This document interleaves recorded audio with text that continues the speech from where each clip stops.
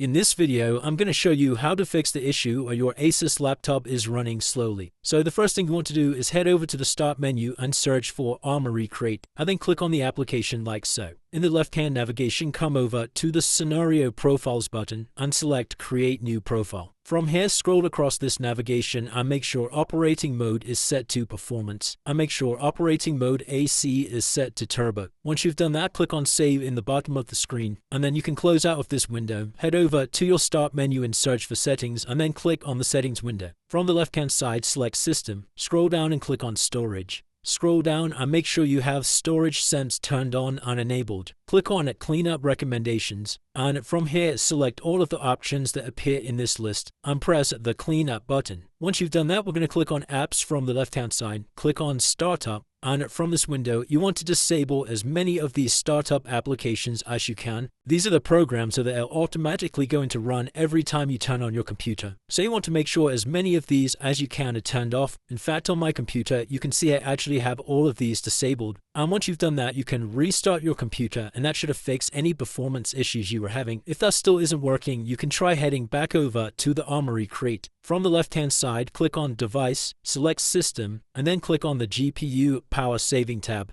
Now from this window, you should be able to select different modes, and the one that you need to select is called Eco Mode. Now I actually don't have this option available on my computer, but if you do have an Eco Mode available here, then you can select it, and that should also fix any issues you were having. And it's as simple as that, guys. If you did find this video helpful, then let me know in the comments, and I'll see you in the next one.